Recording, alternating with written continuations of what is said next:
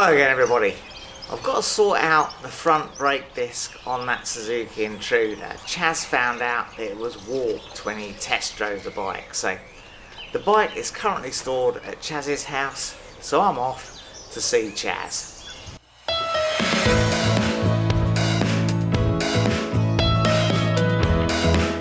Well, here we are. I've arrived at Chaz's house and I'm waffling some sort of nonsense that didn't come out very well on the mic. But basically, all you need to know is that Chaz test drove the bike and the front brake's bound up a little bit. He stripped it down and we've discovered that the front brake disc is warped. So there you go. This is the brake disc that come off it, and it's almost completely dished. I don't know if I've got anything flat I can put across it to show you, but yeah, it's like a bowl shape really. Yeah, you can see how much that's... That's about 20 mil in the middle, isn't it? It's a lot, isn't it? Good grief. Yeah, it's not supposed to be like that, I don't think. You'll have a job stopping. So I've got a new one. It's an EBC disc. Cost me, I think it was 178. So it's not a cheap thing, but yeah, this one isn't bowl shaped, so I think that'll be a lot better. Do you want one or two? Dips the tea bag. 1.5, I think. Awkward. Well, I guess first thing we'll do is stick the disc back on. So yeah, is there a? Do you want to clean that out a little bit? Yeah, we've got some. Clean that out a little Bit of wild wool or something. fine. I don't think it needs much anyway, does it? I haven't got any wild wool. Just rub it around. It's a lit, just lit. Just rub it around. That'd be right, wouldn't it?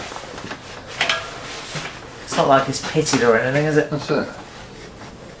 So as I always say, this video is not intended to be a tutorial. It's just a vlog for your entertainment as you follow along my attempts to get this Suzuki Intruder back up and running, and hopefully me riding it out on the road with a full licence. Is there anything I meant to tell you which way around this car? Oh yes, this machine. Yeah, it's got to go that way, hasn't it? Hang on then.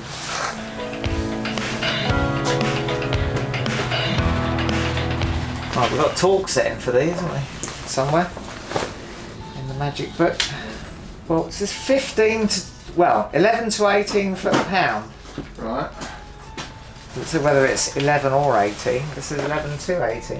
It's quite a range, isn't it? Isn't it? That is quite a range. That's it? That's a good, yeah. Alright, I'll land these to you one at a time. This is what we're going for. Was it 11 to 18? Yeah, I'll put it at 15. That's what I was going to say, 15. Split the difference. A bit of blue Loctite on there, Chaz. Alright, you're right, mate. Yeah, not too much, just enough to... There you are. You got that? Like that.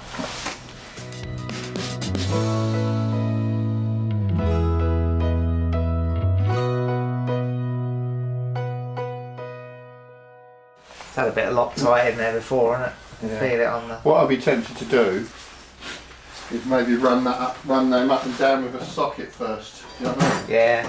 Yeah, run them up and down with a ratchet, you know.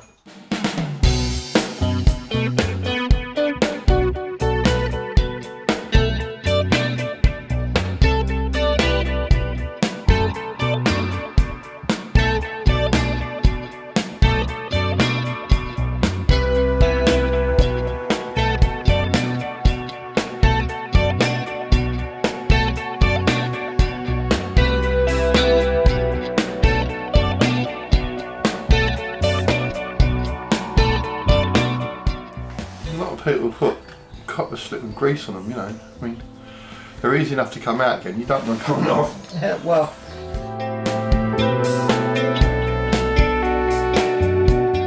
Right, so we had 11 to 18 foot-pounds, so we're going to go with 15.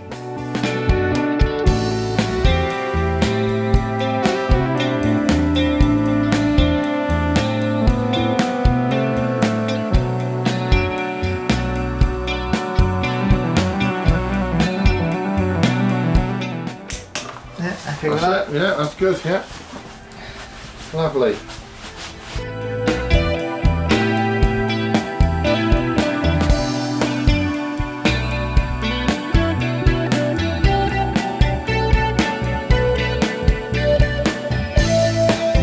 Well, more sound problems, I'm afraid. Not sure what was up with my microphone that day, but yeah, basically we're just having a bit of a clean up and a grease of the axle here.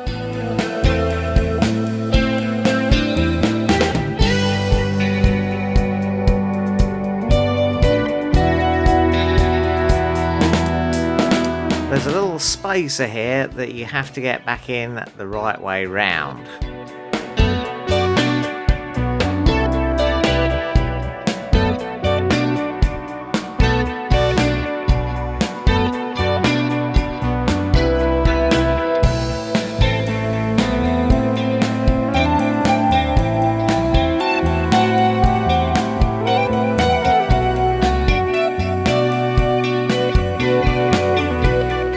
It was a matter of mounting the front wheel again on the axle, getting the axle bolt in at the correct torque setting, and the front fork axle pinch bolt in at the correct torque setting as well, all whilst making sure that the speedo drive was in the right sort of orientation so it could be connected back to the speedo cable. So yeah, a little bit fiddly, but we got this done with relatively little trouble.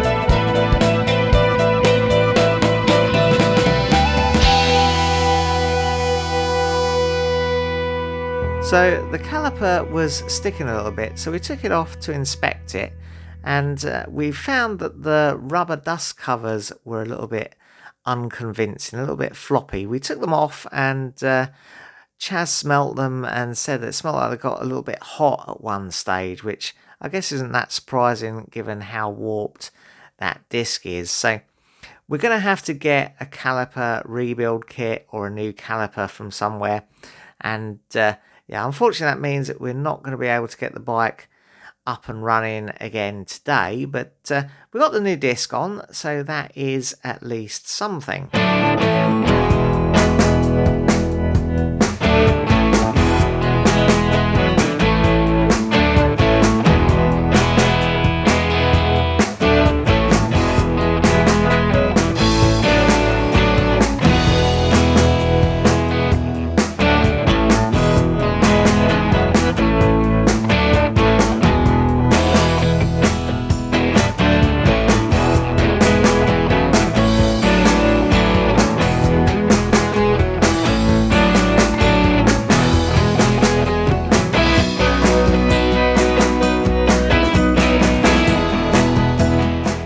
Disc does look well on the bike though, doesn't it? I am still very pleased with this bike. A fantastic thing, I think. Can't wait to get out and about on it.